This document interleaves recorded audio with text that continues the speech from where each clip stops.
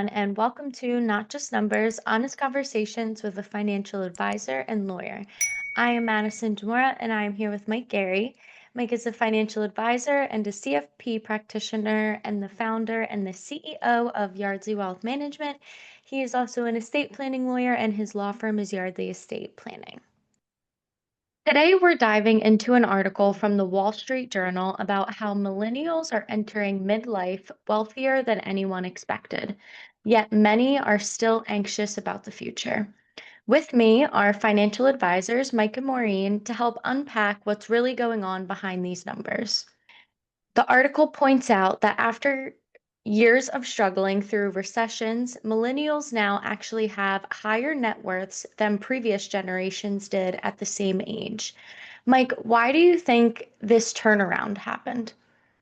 Well, sure. So, they some of them came of age during the great financial crisis and realized that they had to take control of their financial lives and they were forced to save. And now, 15 years later, the stock market and housing markets are at all-time highs, right? And so, that rising tide has lifted those millennial boats, so to speak. So, Maureen, the article mentions that in 2016, older millennials' wealth was one third lower than expected, but by 2022, it was one third higher than expected. That's a big swing. What factors do you think drove that kind of dramatic catch up?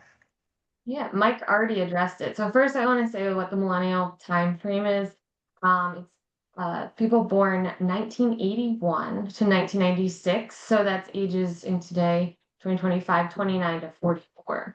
So if you think about it, the people that graduated, the older millennials, 40 to 44, they were graduating right in that Great Recession and faced it.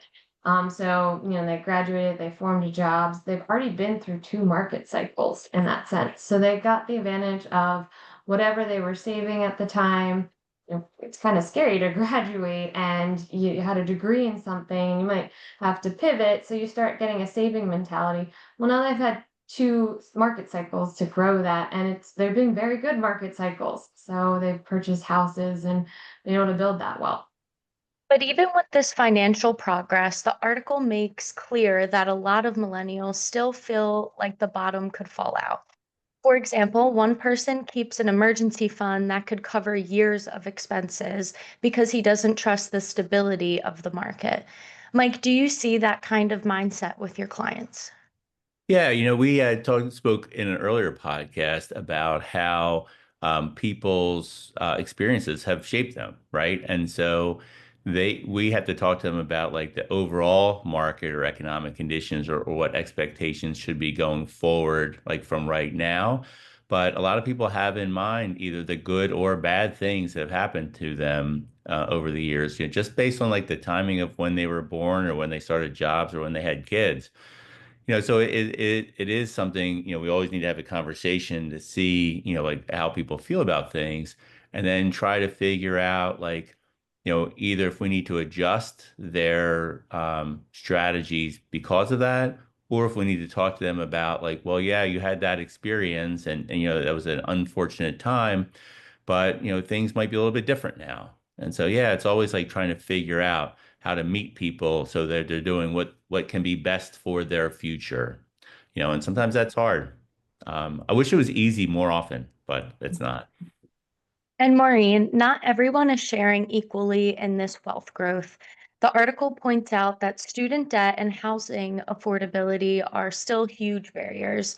What does this wealth gap within the millennial generation mean for financial planning?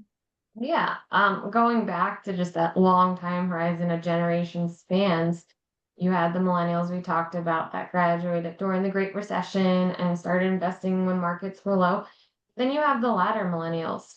They graduated, 5, 10 years, 15 years after the older millennials, and with college prices rising at say average 6.8%.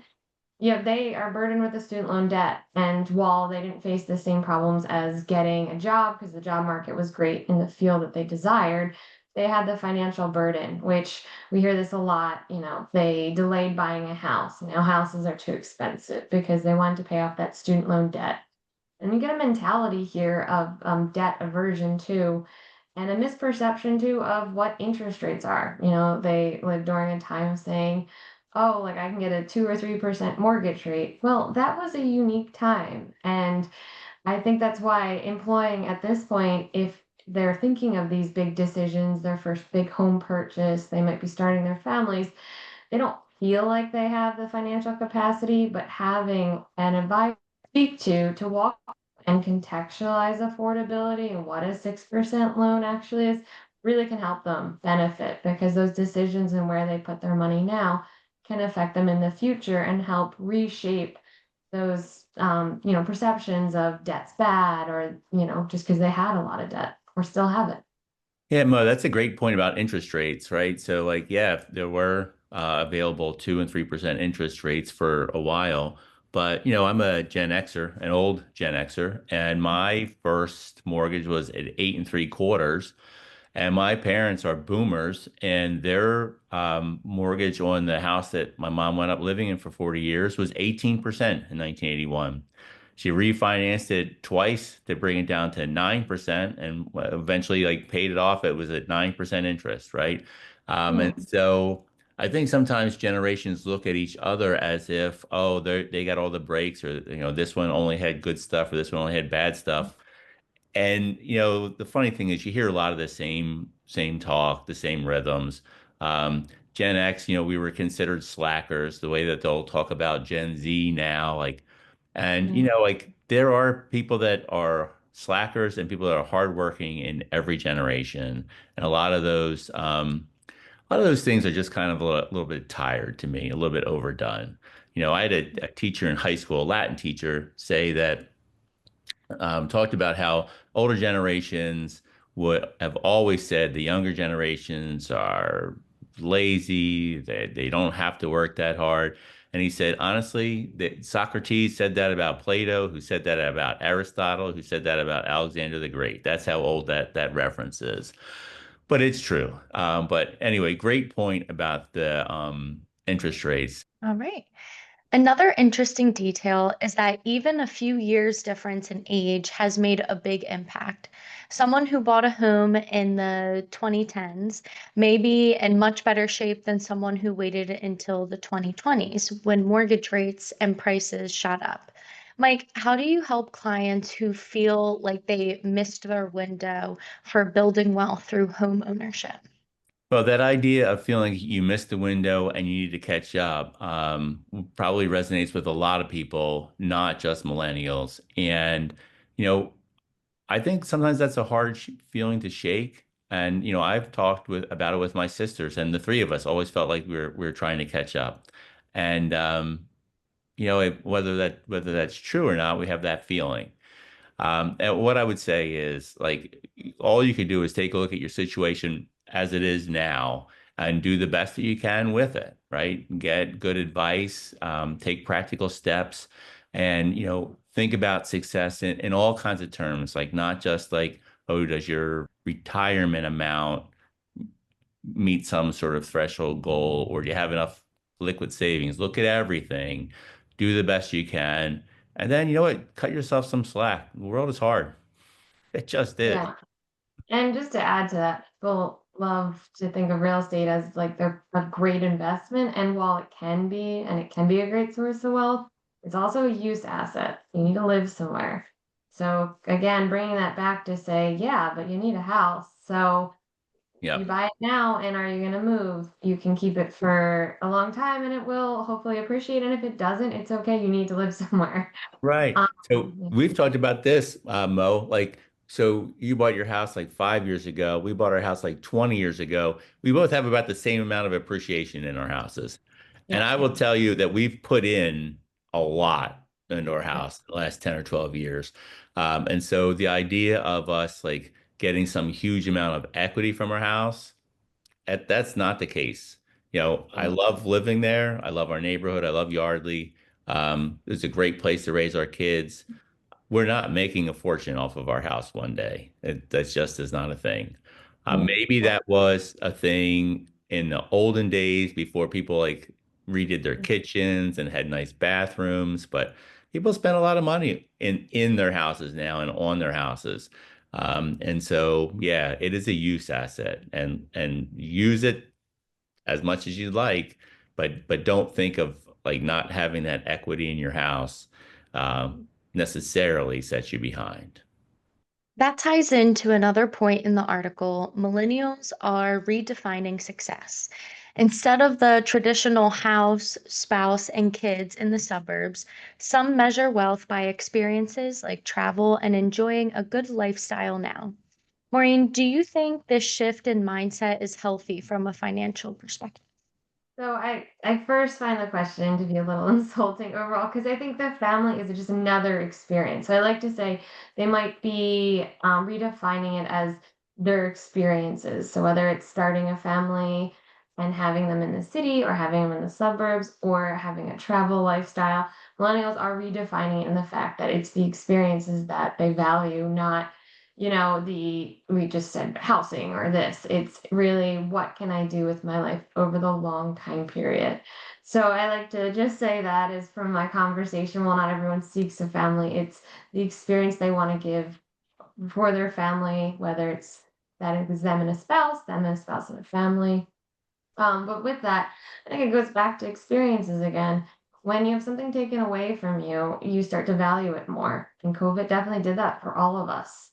And the millennial generation hit it in a lot of different ways, where, all of a sudden during the years that they would probably travel, we faced it personally. You had to delay that. We took a honeymoon to Ireland about 4 years later than our marriage because we wanted to go but couldn't go. So you start to value those things when they're taken away. You realize what you want to do with your time. And ultimately, it does shape your goals then. So, millennials, whether they necessarily prioritize retiring earlier or having flexibility in their jobs so they can travel more while they're young and healthy before kids, or with kids, they actually take them on vacations. I think my family, when we were young, that was just not a thing that people did. So there's just more of, hey, what are the things that I can expose in my life? What do I want to experience? And how do I save for those goals through the flexibility of different types of jobs and work environments? And I think it does. It comes from the experiences they had, and COVID being a big one. Just like you never thought ripping off a band in a year not being able to fly, people would be like, wow, I really need to. For sure. Towards the end of the article, there's a note of optimism. Some believe that in 20 to 30 years, millennials will be seen like boomers are today, sitting on wealth and property. But there's also fear about things like artificial intelligence disrupting careers. Mike, how should millennials plan for an uncertain future? The same way that everybody's always planned for an uncertain future. The future is always uncertain, like just some perspective, right? There's always challenges and maybe they're new, right? So like maybe AI is a new challenge for millennials or younger generations or still baby boomers and Gen X who are still working. It's the same thing, right? You need to make sure you have good skills in whatever line of work you have. Make sure they're current. Make sure you have good contacts and a good network, in case you need to rely on that network for professional help or career advice. You need to have emergency savings. You need to be well diversified in your investments, and you need to always think like long term for investing. So really, like the challenges may change and like the news cycle flips, but they're really like the same things. You always have to be prepared because the future is not knowable. If it was, we would all have so much more money by betting on the stock market. Very true, Mike. Maureen, if you had one piece of advice for millennials right now, what would it be? My advice for millennials is to turn around somewhat of the pessimistic view that I will never be able to afford anything. I think I hear that more than not. You can never be able to afford to retire. I'll never have Social Security. I have to think of all these things. And it might be the time horizon, Mike might be able to comment on this, that everyone feels like that when they're in their 20s, 30s, and building it. But turn that around. The internet what we had access to. So you're always there researching and doing DIY. But it might be a point in your life where these are big financial decisions and seeking professional help is going to really just help them get there and get to those goals in the long run. So, take away that pessimistic view and maybe get a professional opinion, and you'll hopefully have more of an optimistic view of where you're headed to in the future. Sounds great, Mo. Thank you both for sharing your insights. This article really highlights how millennials are in a stronger position than many give them credit for, but also how much uncertainty and caution still shapes their financial outlook.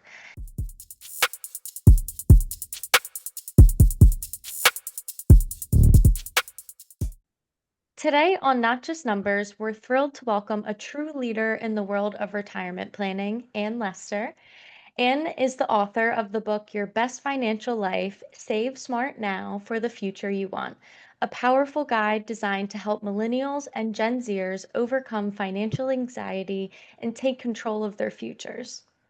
For over 20 years, Ann served as the head of retirement solutions at JP Morgan Asset Management, and her work has shaped how millions of Americans think about saving for retirement. We had the pleasure of hosting Ann for a special virtual event for our clients' children earlier this year, and the response was so incredible, so we knew we had to bring her onto the podcast to share her insight with you all. Ann, welcome to Not Just Numbers. Thanks for having me. All right, Ann, can you share what sparked your passion for helping people prepare for retirement? Well, it's what I did for a living for 20 years. And I confess there was a little bit of trying to fix myself and why I found it so interesting. I really am I'll just say it, I'm a terrible saver. If you've heard of the marshmallow test, where a bunch of researchers at Stanford asked preschoolers they gave them all a marshmallow and said if they didn't eat the marshmallow while the adults were out of the room and waited till the adults came back, they'd get a second marshmallow. I totally would have failed the marshmallow test, like 100% would have eaten the marshmallow. And so when I was asked, as part of my role at JP Morgan, to look into building target date funds and to understand how we should be building default investments, I started learning about behavioral finance and a lot more about how people save, and had this massive insight that I was not the only person messing this up. And that was such a relief to me. And it really inspired me to both, construct investments the way I did and build the target date series that JP Morgan ended up launching, but also as I moved into this next chapter, really wanted to focus on helping people avoid making the same mistakes I did. And so, I'm very passionate about helping people understand their own relationship with money and why they behave the way they do, and help them avoid those mistakes that I made. Well, thanks for the admission there. And I will admit that I am also a terrible saver. So what Mhm. I need to set up systems like a little bit like you detailed in your book, but I have the different goals for each month, although it's simpler now all the kids are out of college. Oh, yes. And so it's paid like a bill. It's not like, hey, what's left over? It is paid first like a bill, or otherwise it wouldn't save it. And You so, know, I think that's so important. And one of the things I've always said, and again, another reason I wanted to write the book, is I want to help people understand the consequences of the choices they don't know they're making. And when you don't treat your own savings like a bill and put it on the priority, when you don't, other people say pay yourself first, right? When you don't make it a priority, it's got enormous consequences, and most people don't understand that. It's certainly not in their 20s and 30s. right. So, your book is titled Your Best Financial Life: Save Smart Now for the Future You Want. What inspired you to write this book specifically for millennials and Gen Z? It's funny when I first the book that you see that I wrote that got published, I should say, was my third attempt. It turns out writing a book is actually kind of hard. Um, who knew? It was a real process. It took about 7 years from when I actually started working on it seriously to the publication date. And like I said, I went through 3 different drafts. And the first 2 versions of it, I was really trying to write a book for everybody. And one of the things my agent told me, and a writing teacher that I work with, AJ Harper, also said was, if this book isn't for somebody, it's for nobody. And you have to have a very specific audience in mind. And then all the things that you say can be applicable and relevant to a much wider audience. But in trying to talk to everybody, I was talking to nobody, because the sad answer to most financial questions is it depends, right? It depends on how old you are. It depends on a whole bunch of factors. And also, and this is another sad truth, the advice that you can give to somebody in their 20s and 30s and even early to mid 40s is radically different than the advice you will give to somebody who's older than that. Because I'd say below 40 or 45, your cake is not baked, right? You've got time, time is such a powerful um, part of the retirement savings equation because that's what lets compound returns work their magic. And when you have time, you have choices and you can make relatively small adjustments and fix everything or fix many things. Once you're in your late 40s and certainly in your 50s and 60s, your cake is kind of baked, and then you're talking about the frosting. And you can make a lot of changes, and I'm a firm believer that you can always make things better. But if you are starting to think about this stuff and you're in your late 50s or early 60s, the conversation is not going to be one of optimism and, hey, we can do this. It's going to be we're going to make some tough choices here. And let me help you think through those tough choices. But all the choices involve probably sacrifice. Right. So when by the time we get clients, it's a triage. Like if they haven't done this stuff right in their 20s and 30s, it's like, okay, so what can we do? How much longer can you work? How much less can you live on? Whereas if you meet somebody in their 20s and 30s, tiny little differences compound over a generation or two, make a huge difference. But most people in their 20s and 30s aren't really looking for a lot of like ongoing advice and probably couldn't pay for it. But like your book, where you set them up, like I think it's a great base. Like I've read your book, I saw you in the webinar and saw you live in Vegas last year. I think that if somebody gets your book and takes the message to heart, it's a couple hours of reading that could make a drastic difference in somebody's life. Because if somebody is saving 5% and then they bump that up to 7 or 8% or 10% for as long as they could do that and then a little bit more when they get comfortable with that, it makes a giant difference in somebody's life.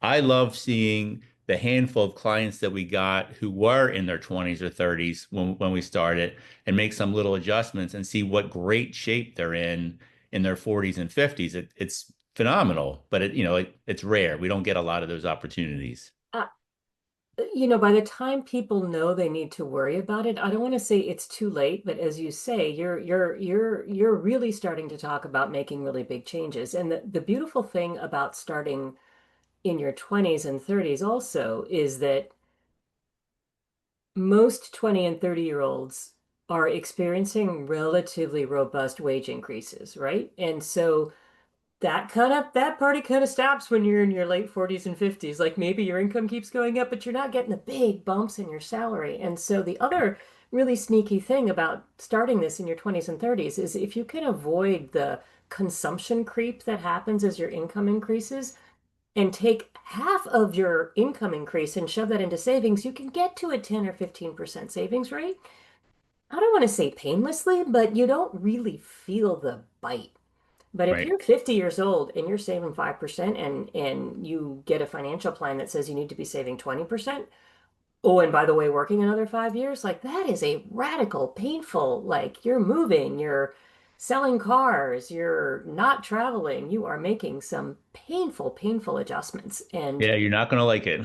it's really not fun. And the problem is, it's human nature. It's tomorrow, right? I don't care. It's tomorrow, right? So if in writing this book, back to why I did it, if I can just help people go, oh, actually I have to care a little more about tomorrow, that's the big consequence, right? That tomorrow will come.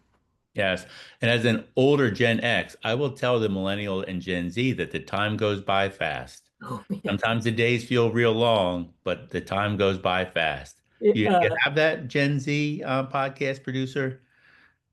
Time Yeah. goes fast. Yes. Yeah, Yeah, well, I'm it's learning it's that. funny. Yes. We were just chatting right before we started the podcast about our kids getting married. My older son just got married last weekend, and as part of the rehearsal dinner, which we hosted, I put this slideshow together with all these baby pictures, and I can viscerally of my son and his wife, and I can viscerally remember that cute little baby. And he's 28 years old now. But guess what? That wasn't that long ago. And it really does go by in a blink. And I know everybody says that and blah blah blah. Okay, boomer. I'm actually the youngest boomer, youngest cohort of boomers, but like it goes by super fast and you don't see it. Right. One thing I remember doing when I was in junior high school, I went to a school that basically was kindergarten through 12th grade. So I started going there when I was in the seventh grade. And I remember going from eighth grade to ninth grade and like, I'm in high school now. So when I was in the eighth grade in the middle school, I felt old and in charge. And then I was like, I was going to be in high school and I was going to be old. And then, oh my gosh, I'm the ninth grader, right? I'm this little tiny thing. And there are all these big high school seniors who were all adults, right? Right. And then I remember getting to be a senior and we had this like special locker room, the senior room, and like, oh, I was an adult. I was ruling the school. And then I go to college and I'm like this itty bitty little freshman, right? And then you get to be a senior in college and you are seriously an adult now. Like you can drink and you are like getting a job. And then you get your first job and you're in that first year of your first job and you're back to being an itty bitty little, you know, kid again, right? And I kept waiting for that to stop. And that feeling of like being the youngest person and the smallest person in the room and being a kid again probably stopped happening to me in my 40s, right? Because every time I'd do a new thing, get a new job, get a promotion, I'd be like, oh, wait, I'm this little kid again. So maybe if you're in your 20s, the way to try to think about the future is actually to remember that feeling because that's the future happening to you in real time, right? That shrinking, I'm starting all over again, right? I mean, that is you moving through time. And it's the only way I can think of that helps you actually get a sense for time passing. Like trying to connect to the passage of time is really hard when you're young because it's really long and stretchy when you're little. Like remember how long a day was when you were 6 years old? It went on for forever. Right. Right? They're shorter now, and let me tell you, they get even shorter as you get older. But like trying to appreciate the passage of time is tricky when you're young because it's different. Yep. It sure is. It sure Wow, is. that was a great way to explain it too. That's awesome. Mm. All right. And so in the book, you talk about the power of compound returns. Why do you think that concept is so underappreciated by young people? Well, maybe I was sliding into that topic just there. I think it's because it's hard to appreciate the passage of time. And it happens really slowly and then it gets really fast. So there's that riddle about somebody being asked for a reward. I think the story is the story I heard was the Emperor of China, and he offers him the room full of gold or 1 grain of rice that would double on every checkerboard square. And the guy goes, of course, I want the gold. And actually, the rice would have been worth more money because that Right. doubling of every square, your brain can't wrap around after 64 doublings how much that is. And when you're saving, you're starting off, you're in your 20s, your paycheck is not huge, you're putting in, I don't know, a couple $100 a month, $1,000 a month. It's not a lot of money that's going in. And that compound return, like it will double every 7 to 10 years if you're getting, call it 7 to 10% returns. So rough math, right? Rough math. If you're getting a 10% return, your money's going to double every 7 years. That's been recent history. I think that's not a good planning number. I would plan on 7% returns and your money doubling every 10 years. Most of the time, not all the time. There will be bumps. Right. But if your money's going to double every 10 years, you don't see it start growing until year 8 or 9. And then you go, whoa, wait a minute, look at that. And then in year 20, you're like, wow, I've got $500,000. How did that happen? Well, it happened really slowly. And then your money's working for you. And that doubling is going to be what creates wealth. So that from year 20 to year 30, it's going to double again. And that $500,000 turns into $1,000,000. Okay, but when you're 25, that's in your 50s. That's a really long, that's unimaginably far away. That's Yep. old people.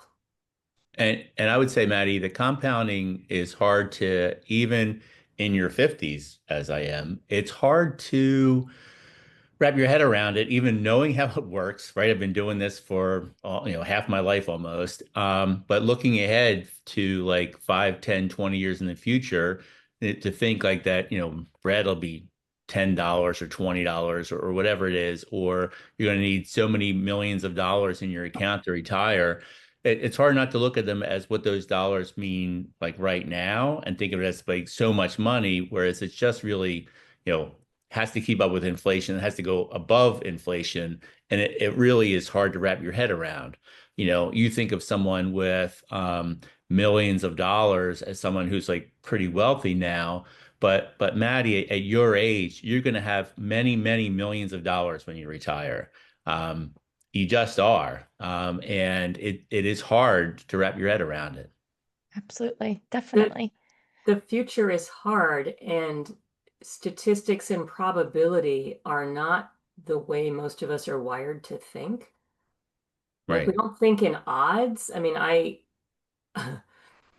there are all these behavioral things, right? And some of those books behind me go into great depth about the science of behavioral economics and all these behavioral factors. And most of us are a jumble of contradictory and complex behavioral interactions. One of the reasons I think I was good at managing money is I'm actually really dispassionate at calculating odds and statistics. Like I actually have a pretty low fear of loss. Like I'm really rational when I think about odds and I'm like, okay, these are the odds. Like I've had a cancer a couple times and I'm like, all right, these are the odds. This is my treatment decision. Boom, done.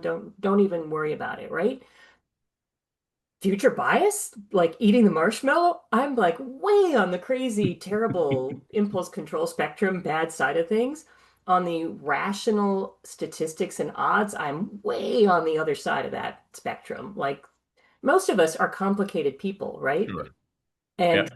I think what makes this hard is A, most of us don't understand that we're not rational. And Right. and for me, one of the big breakthroughs also was forgiving myself for making mistakes because I kept thinking they were my fault. And I was being bad and lazy and stupid and greedy. And I kept labeling like my poor impulse control. And it's like, it's just the way I'm wired. And knowing that I'm wired that way actually helps me not do it. Because I go, oh, I want, mm, mm, mm, mm, put a break on, figure out a way to make myself pause, right? Whether it's putting stuff in the shopping cart and never letting yourself buy it, whether it's not letting yourself buy anything on your phone, because that's impulse buying, right? Nope, got to sit down at your kitchen table, at a computer, and like make decisions slowly, figuring out if you've got impulse control problems, and I think many people do, and technology makes it worse, like figure out a way to slow yourself down. But if you have this problem, getting it out of the moral realm of good and bad and just saying, hey, it's the way I am. It's just a Right. thing. Given this thing, how can I be a little less prone to falling into that trap? How do I create breaks? How do I create habits? How do I automate? How do I create guardrails for myself? And everybody's got slightly different things that they need to deal with. But, some people actually are great savers and they don't struggle with impulse control at all. My husband's one of them. He's just like, oh, I said I wasn't going to do it. I'm not going to do it. I'm like, dude, seriously? Like, wow, I want to be you.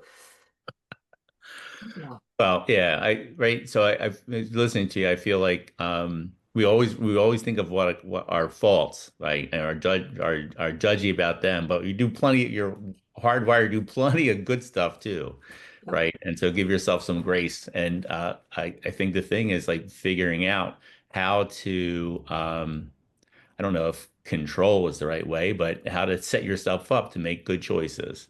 I think there's a lot of that in your book too, to take a lot of the decision making out to make it easier. So it doesn't occupy your brain all the time and you're not like constantly worried about it. You do some things and make things easier. The analogy I sometimes use also is for those of us who also struggle with Oreos, for instance. Um, it's a standard piece of advice if you're trying to manage your weight or not eat stuff. Like, don't put them on the counter. Like, Yeah. just like I cannot walk by a package of Oreos and not eat one. And if I eat one, then I eat many. Like, I just can't do it. I know that if they're in the house, which now I'm just like, they're not coming into the house because then I don't eat them. They're going in the back hidden. So, yeah, I know they're there, but I don't see them. And if I don't see them, I don't go, oh, I want an Oreo. Like, it doesn't tend to Hmm. occur to me. It doesn't float across my brain that, oh, there are Oreos there. But it's the same way with a lot of money things, right? Don't create the don't, and I talk about this for spending, like don't put yourself in the situation where you have to wrestle with yourself because you Right. might lose more often than you want. Right. Yeah, that's great. What are some of the most common behavioral biases that hold young people back from saving? Present bias is the big one, right? And that's what I've been talking about. You know, you can call it impulse control, but basically it boils down to what is in front of me right now is far more important than what might happen in the future. And they're sayings that we have: a bird in the hand is worth two in the bush, right? That is a literal saying for a reason. Something certain is better than something uncertain. And our brains have taken that and run with it, so that what is happening right now is far more important than what is happening in the future. So much so that when you survey people and you say, with 100% certainty, you can have $1 today or $2 tomorrow, a lot of people would say, I want the dollar now, thank you. Because it's right in front of them and Right. they want it, right? I'm exaggerating slightly, but not that much. Like some people will Oop. take $100 today versus $200 next week.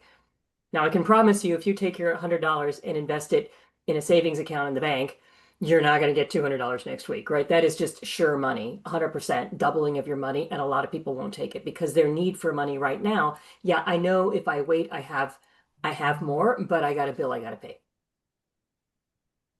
Okay, Yep. then I'm going to take the money, right? So when you're young, that framing is compounded by not having lived enough to know all of the things that will probably happen to you that are bad. So I was chatting with my younger son, and he's like, I gotta buy new tires. They're $1,000. I was like, yeah. And I can tell you, you're going to have to buy new tires every 4 to 5 years. Like, that's just something that's going to happen if you live in Los Angeles and drive a car. Like, you need to budget for spending $1,000 on new tires. He'll know that now in the future. It never Right. happened to him before. He didn't know. I mean, he has emergency savings, fortunately, but like, so when you're in your 20s, you don't have any lived experience of the routine unpredictable things, the known unknowns, right? To borrow a Right. phrase, right? You don't know what those known unknowns are. And so that bias towards I can afford it because I have the money right now is way compounded by this, and I have no idea how much I'll need to be able to manage in the future. So to me, that future discounting is a huge one. I think a lot of people also get really overwhelmed by choice. And that's another very common behavioral thing. There were studies shown that, the more people say they always want more choice, and more choice is good. Of course, I want more options. But once you have more than 6 or 7 options, you start getting progressively more and more unhappy because you start worrying that you're going to pick the wrong thing. Right. And then that locks you down and you become fearful and you don't make any choice at all. So I think that is a real challenge for people who are starting out with investing and saving, because the fear of doing it wrong becomes paralyzing and it feels safer not to do anything at all. And oh, by the way, we've all been told that money is the most important thing, and these are really important things, and this is the big, if you do it wrong, you'll be in terrible trouble. And it all feels very existentially frightening. And I don't think it's easy to understand how it's very easy to unwind financial decisions when you're young, right? Yeah, you picked a lousy investment fund. You can change. Yeah, I'm sorry you lost 10% of your investment, but guess what? You're 25. It's all going to come out in the wash. Don't worry. Yep. So to me, that choice thing is probably something most people don't appreciate either. And that's one of the reasons in my book I try to the fewer choices you ask yourself to make, the more likely you are to be thoughtful about them. Right? And then you can put your energy to the most important thing, which is actually like saving more money. All right. If someone in their 20s is just starting out and feeling overwhelmed, what's the first financial move you'd recommend they make? Emergency savings fund. Number one, if you do nothing else, have a automatic deduction from your checking account into your bank's savings account. It's the easiest thing you can do. They will do it automatically. You need to get 3 to 6 months of living expenses tucked away. And when I say living expenses, excluding things like streaming services and vacations, like this is keep the lights on, don't get kicked out of your house, don't have your car repossessed. Like minimum payments on credit cards when you're underwater. Like this is not how you should be living your life, but like if you lose your job, cut it back to the bare bones. How much do you need to survive for 6 months while you look for another job? Or if you need to buy new tires for your car, like that's what ideally you've budgeted for that one, but like that can come out of emergency savings as long as you pay yourself back, right? Um, Ideally, you would look around for a higher yield savings account and move that money into a high yield. But guess what? If you don't, it's okay. Do the easiest thing first. Get the emergency savings fund. Don't make it a big scary thing. I gotta find a good online bank. I read on TikTok that somebody found this great. Like, forget it. Do the Right. easiest thing. Once you do that one easy thing, the next things start feeling, you're like, yeah, I know how to, I got this. I Yeah. can take this next step. I totally agree with the idea of getting those small wins, and then that it can snowball if you start doing them, and it feels good, and you see the progress. Right? You could, if you're trying to start that emergency fund and you're setting up that savings at whatever it is per month or per check or whatever, however you can do it, you'll see it. It won't take long to see that balance increase. Yeah, and then I feel like when people see that and have the feel good from that, then it leads to do the other things like you were just saying, oh, now I could do this or I could do that. Right. A And take that hundred first step is huge, I feel like. $100 a month will be $1,200 at the end of the year. Like that's like actually enough to manage a small emergency like the tires. Like Right. $1,000 is meaningful. And if you're not earning a lot of money, $100 a month might be a lot to save. But think about it in other ways. And everybody goes blah blah Starbucks, but maybe it's not Starbucks. Like look at how much you're spending on a little tiny splurgy thing and see instead of doing it every day, do it every other day. Make it a ritual for Wednesdays and Fridays. Hump day and the last day, little celebration coffee. The other three you can tuck away in your savings account, right? I'm a big believer in not depriving yourself because deprivation, well, talking about myself here, deprivation makes me explode later and then I regret it. But moderation is something you might be able to work on. Knock out one or two. If you're going to Starbucks a day, twice, sorry, if you're going to Starbucks twice a day, go once a day. It's figure out ways to ask yourself, not to sound all Marie Kondo, but like you're spending money that's not actually bringing you joy, that you're not noticing. It just turned into a routine. This Right. is what I do every morning. Like if your cup of coffee in the morning is the thing that makes your day shiny and bright because the barista knows your name and you have this little chat and like you get going and it's like, yeah, I look forward to, don't cut that out. Right. Maybe if you go after lunch and the guy there is always some random dude and it makes you crabby going in there because the line's really long, like skip that one. But don't Right. cut out the one that brings you joy. Like you can be thoughtful about finding ways to save, but it's the routine spending that doesn't mean anything to you. That's where you maybe can trim a little bit if you need to help boost that initial savings habit. And Right. then when you get your next raise, save half of it. That's how you do it. Excellent. Excellent. All right. For someone in their 30s and 40s who feels behind, what's your advice for catching up without panicking? I keep front running my own answers. The best way to catch up is to be really, really rigorous about examining what I would call consumption creep, right? How much spending are you doing because everybody else is doing it? How many subscriptions do you have that you forgot about that you really don't need or want? Like we started getting this great flash frozen wild caught salmon during the pandemic. I loved it.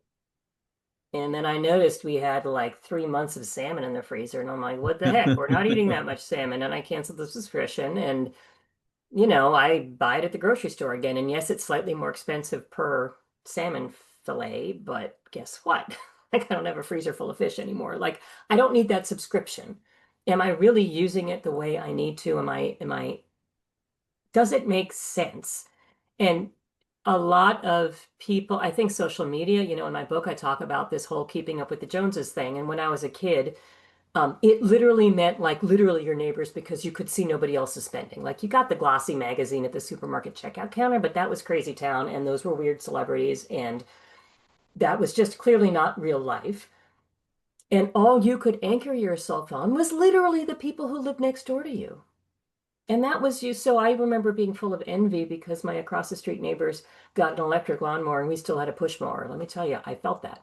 Um, that was my definition of like, oh, I envy their lifestyle. Uh, when you're consuming evidence of other people having more fun than you are, it's really hard not to want to emulate and slide into that lifestyle, right? So I do think it's a lot harder now to avoid that consumption creep just because it's so easy to spend money. It's so easy to get credit. People want to sell you stuff. And it is that, marketers and salespeople have gotten so much more sophisticated about how to trigger your behavioral biases, right? And get you to say yes. And so you really have to be on guard. But I think one very helpful thing to do in your 30s and 40s is to look back at how you were living in your 20s and go, okay, like you were spending half of what you're spending today, probably. Did you really feel that poor? Right? Good Did point. you really suffer? What's two things that you found yourself doing that you actually are like, I don't know if I really need to do that. What can you cut out? Maybe it's a vacation. Maybe it's a fancy car. Maybe it's, maybe there are a whole, downsizing starts getting more painful. And if you've got kids, there's schools and like that. But, big ticket items like housing and cars are and chunky expenses like vacations, right, are pretty obvious ways to mind that lifestyle creep, that consumption creep. But I think that's what you've got to do. And the less you can spend now in your 30s and 40s, the more you're re-anchoring your lifestyle on something sustainable, the more money you have to save. And actually, the less you will need when you're older because your lifestyle is ratcheted down to a lower level, right? So that's why this saving half of every raise. And maybe if you're in your 30s and 40s and feeling behind, maybe you need to save all of your next couple raises and not let yourself spend that money. And then you get caught up again, right? That's if you're still getting raises and seeing those big income increases, that's the easy way to catch up is just to not let yourself spend any more. Yeah, you get a raise, great. You get a bonus, great. It goes right into savings. Do you ever run across people that feel like even if they're in good financial position, feel like that they're behind and they need to catch up? Because I had this conversation with both of my sisters, and we all felt the same way. And objectively, we're not behind. Like we're I doing okay. I feel like way and I'm behind and I still worry about it. Yeah. I think it's because of the elephant in the room, right? And I know I talked about that in that speech in Las Vegas. I didn't talk about it explicitly in my book because I thought of it later, and I wish I had because it's kind of the core point of all this, which is there is no right answer to this whole equation. Nobody can tell you with certainty you're going to be okay. Right. We just can't because we don't know how much you're actually going to save throughout the course of your life. We don't know how long you're going to work. You have some control over both of those, but not total control. We Right. don't know what your investment returns will be for sure, although we can tell you probably they're going to be 7% over time for the long run, but like I can't promise you that. Right. I don't know how much you're going to want to spend or need to spend once you stop working. You've got a fair amount of control over that, but like nobody knows. And then nobody knows the big one, which is when are you going to die? How long does that money need to Mhm. last? And so, because that is literally an unsolvable mathematical equation, right? At some level, you can never be certain. I mean, people with tens of millions of dollars still feel this level of anxiety. And, oh, let's be honest, right? The more money you have, the more expenses you tend to carry. Um, I think the people who feel the least anxiety are the people who have managed their consumption creep, right? So one of the things I did when I left my job at JP Morgan was ask myself, could we live on what we had if I never earned another dollar in my life? And the answer is yes, and it would be very unpleasant. I do not want to live that life, right? But could I live that life? Could we stay in our house? Absolutely. Right. So then once you sort of confront that, then it's like, all right, then we're talking about discretion and wants and desires as opposed to needs. Okay, then I can kind of start managing my own anxiety. But I think fundamentally, most people know there's some uncertain element to this. And let's be honest, as financial services professionals, we have to be careful about what we say. And so we cannot legally give some level of certainty to our clients because that's illegal and the regulators don't like that. So we're also using language that is a little less frank and clear because we have to. And that also does not make our clients feel secure and safe. And I think that's one of the big challenges we face. Yeah. No, I can see that. Like, right, you have all those unknowns. And even if you take some of those out by being retired and being older, you still don't know like how No. long you're going to live. Or what if you have some tragic thing happen or some illness that's not covered by insurance or something like, Dementia, Alzheimer's, needing right. long-term care, right? These things are, my parents are in their 90s, and it's expensive. Yeah. And will you, I guess that the biggest uncertainty is will I be able to maintain this lifestyle, right? And for many clients who have financial advisors, it's not a question of keeping a roof over your head. It's maintaining your lifestyle. And that I think when you throw in long-term care, that gets trickier to predict. Even when people have millions of dollars, it's trickier to predict. And so I think the reality is there is no certainty. And again, Right. given my weirdly rational brain, I'm like, you know what? 99% is good enough for me. I can like put that in the bucket of if that happens, the whole world has other things to worry about, and I'll be coping with Right. everybody else, and I'm just going to make my peace with that. But many people are not that easily, or not that, I'm going to use air quotes, rational about some of these things, and they emotionally feel that becomes very painful emotionally for people. Sure. Really appreciate that. Yeah, but it's the elephant in the room, and I think the more we call out that elephant and acknowledge it, actually, the less difficult it is to wrap your head around. Yeah. We do that like so if we do a simulation, we do Monte Carlo and it never says above 99%, right? Because you just don't know. And that last percent could be really meaningful or troubling for some people. And it's not troubling at all for me because, like life is uncertain. It's a big random thing. There's 8 billion people and this thing spinning through the space. Like I I- feel If we so think grateful. about I have air conditioning and running water.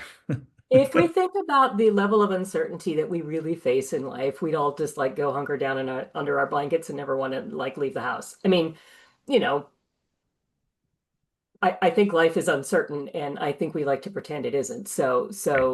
But I think I used the line in my book, frankly, if you need to worry about some of those things, we are dealing with a zombie apocalypse, and like we're gonna have other fish to Yeah. fry. Like really, we're gonna have other problems to deal with.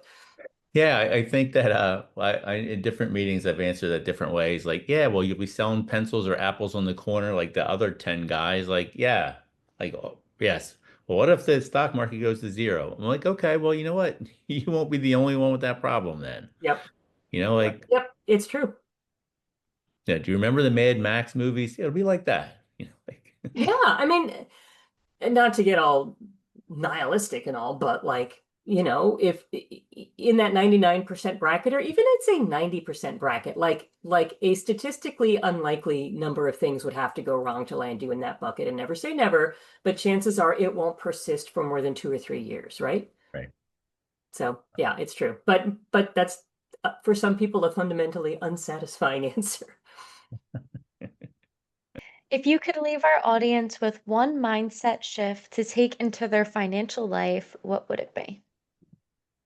Well, we've talked about so much today, but I think I'm going to cheat and say it's really two things. One is automation is your friend, and automation and making sure you're paying yourself and your future with as much diligence as you pay off your bills or pay your mortgage check is a beautiful thing. So that's one mindset shift. And the second one is to really forgive yourself for any mistakes you feel you've made, because you can always make things better.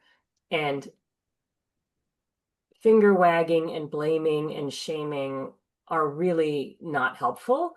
And most people don't feel like they're doing everything right with their finances. Most people are walking around with a guilty thing or two or three or five or 10. And if you can stop labeling your behavior or your decisions as good or bad and just say, hey, it's a thing. If I don't like the thing, what can I do to change it next time? And that to me is like using that energy productively. It's hard.